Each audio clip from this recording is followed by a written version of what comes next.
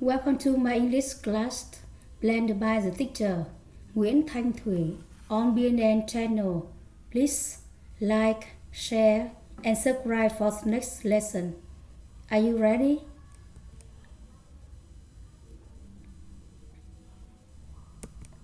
English 11, Unit 11, Sources of Energy, Language Focus, Pronunciation. Listen and repeat slur, slur, slur, and then practice reading aloud these sentences. Listen and repeat slur. Now listen and repeat twice.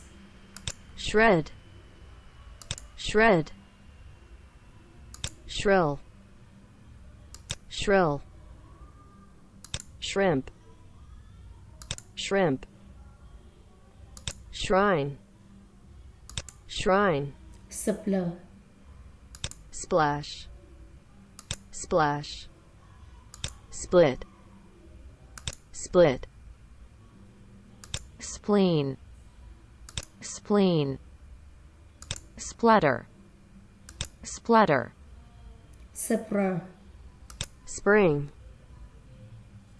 spring, spray, spray, spread, spread, sprightly, sprightly. Practice reading aloud these sentences. Now listen and repeat twice. 1. They were all shrieking with laughter. 1. They were all shrieking with laughter. 2. He shrugged his shoulders, saying he didn't know and didn't care. 2. He shrugged his shoulders, saying he didn't know and didn't care. 3. My dad hates shrimp's paste. 3. My dad hates shrimp's paste. 4. What a splendid spring day. 4. What a splendid spring day.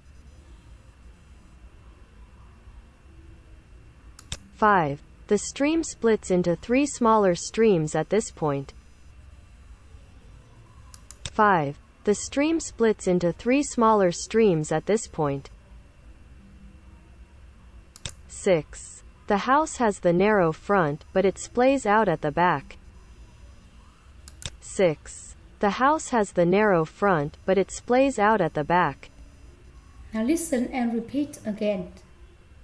Shred, shred, shrill, shrill, shrimp, shrimp, shrine, shrine, splash, splash, split, split, spleen, spleen, splatter, splatter, spring, spring, spray, spray, spread, spread, sprightly, sprightly.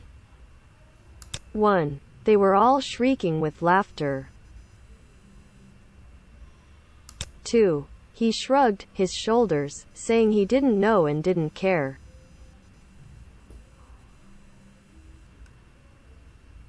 3. My dad hates shrimp's paste. 4. What a splendid spring day.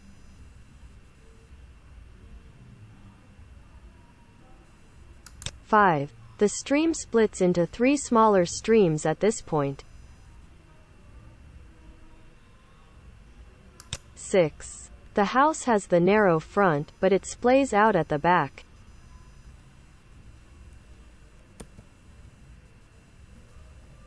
Grammar. Relative clauses replaced by participle and two infinitives. Revision. Ở bài học này các bạn sẽ được ôn lại phần mệnh đề quan hệ được thay thế bởi phân tử và động từ nguyên mẫu của to. Now I think that you should pause your video here and try to watch a video English grammar relative clauses. Relative clauses related by participle and to infinitive part 1. Có nghĩa là các bạn sẽ tạm dừng video ở đây và các bạn sẽ xem cho cô cái bài giảng về ngữ pháp trước. Sau đó các bạn quay lại cái bài giảng này nhé. Exercise 1. Rewrite the following sentences using a present participle phrase. For example, the man who spoke to John is my brother. The man speaking to John is my brother. Như các bạn thấy, who spoke to John là mệnh đề quan hệ. Chúng ta sẽ gạch bỏ đại từ quan hệ, động từ spoke sẽ đổi thành speaking. The man speaking to John is my brother. Speaking to John là a present participle phrase, gồm hiện tại phân từ.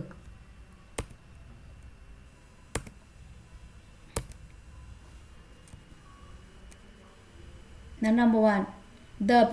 The boy who is playing the piano is Ben. Number 2. Do you know the woman who is coming toward us? 3. The people who are waiting for the bus in the rain are getting wet. Number 4. The scientists who are researching the causes of cancer are making progress. Number 5. The fence which surrounds our house is made of wood. Number 6. We have an apartment which overlooks the park. Now we try to work together. Number 1. The boy who is playing the piano is Ben. Now can you? The boy playing the piano is Ben. Ở đây có sẵn mệnh đề có sẵn thể chủ động của hiện tại tiếp diễn, chúng ta sẽ bỏ who và is. Okay. Number 2. You know the woman who is coming towards us. Can you? Number 2 the same. Câu số 2 cũng tương tự. Do you know the woman coming towards us? Chúng ta sẽ bỏ who is. Number 3. The people who are waiting for the bus in the rain are getting wet. Now can you?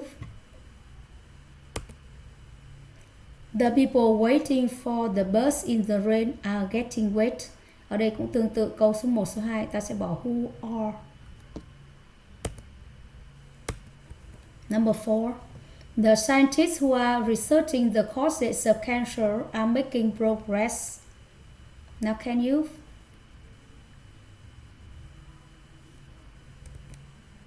The scientists researching the causes of cancer are making progress. Ở đây ta thấy who sẽ bỏ who are. Okay. Number 5. The fence which surrounds our house is made of wood. Now number 5, can you? The fence surrounding our house is made of wood. Ở đây ta sẽ bỏ đại từ which, surrounds đổi thành surrounding. Number 6. We have an apartment which overlooks the park. Now can you?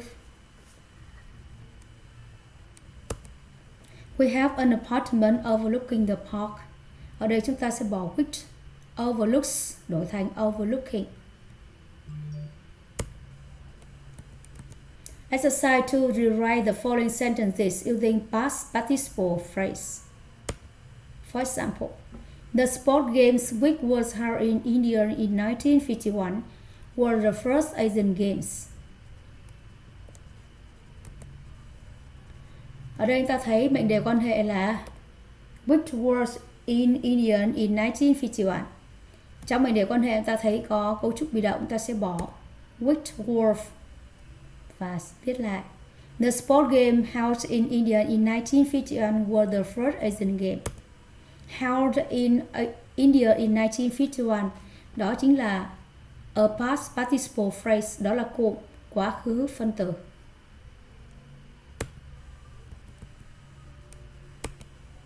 Now we try to work together. Number one, the ideas which are presented in that book are interesting.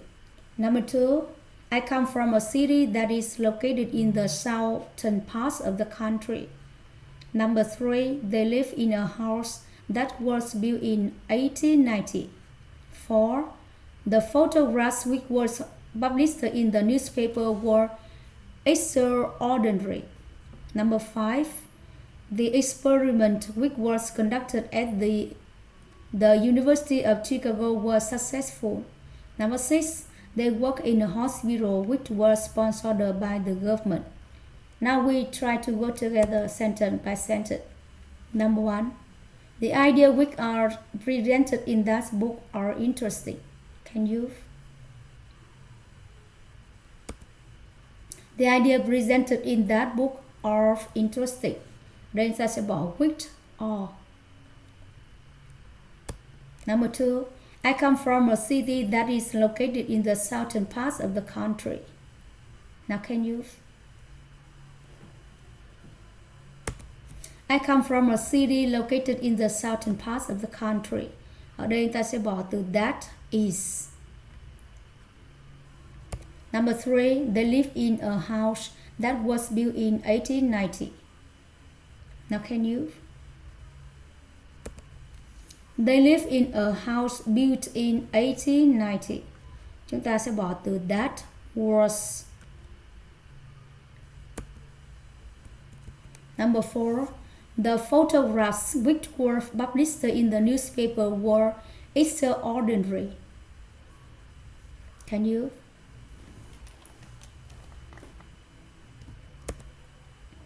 The photographs published in the newspaper were extraordinary. Ở đây chúng ta sẽ bỏ từ which were. Number 5.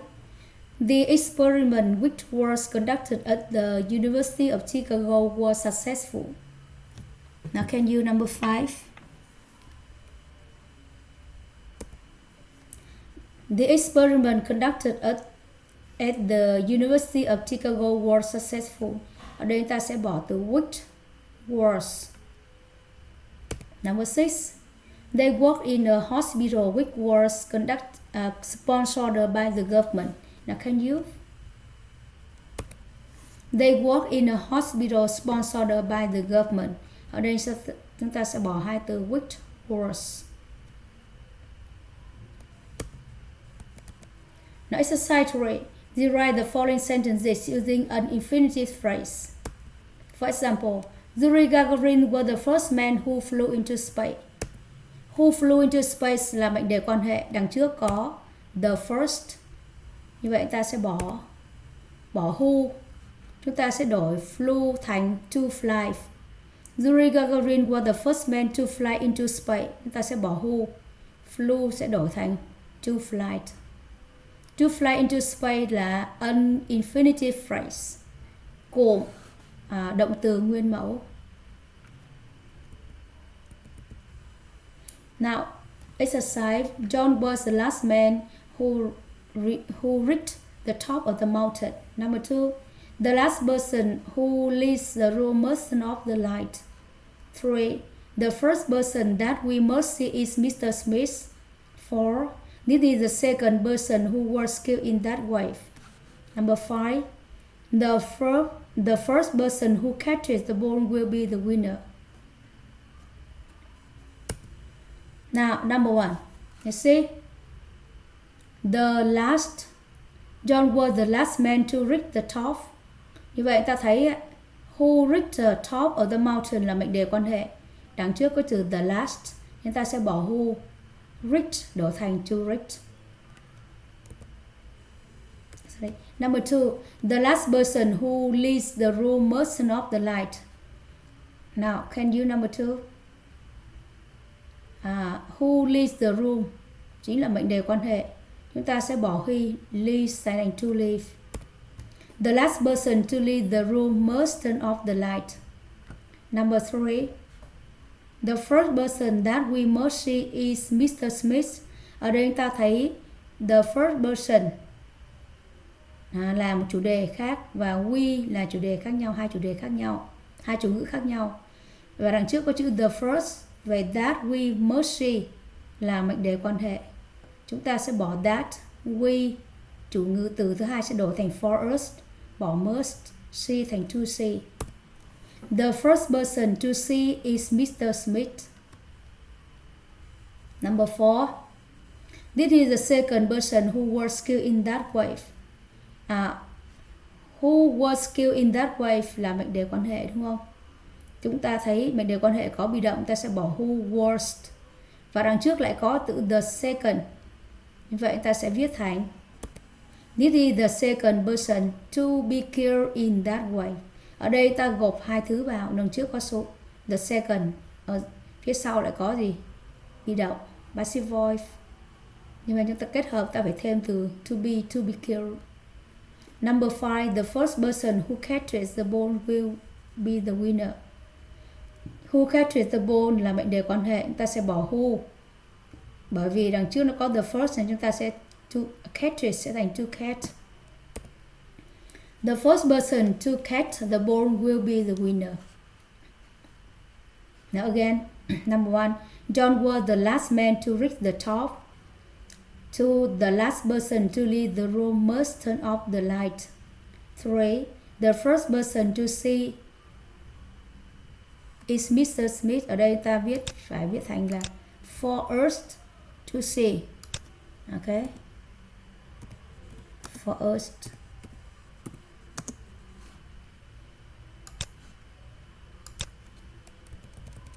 Now number 3 này. The first person for us to see is Mr. Smith. Như vậy đôi khi có một vài người ta bỏ từ for us, nhưng cô nghĩ ta nên để nguyên. Bởi vì the first person và we là hai chủ từ khác nhau. The first person for us to see is Mr. Smith. Number 4. This is the second person to be killed in that way. Đây là một câu đặc biệt, dạng đặc biệt. Và number 5, the first person to catch the ball will be the winner. Do you understand? Nếu các bạn chưa hiểu bài, các bạn có thể xem video và dừng từng phần lại để các bạn xem cho kỹ. Thank you very much for your attention. Please like, share and subscribe for the next lesson. Goodbye.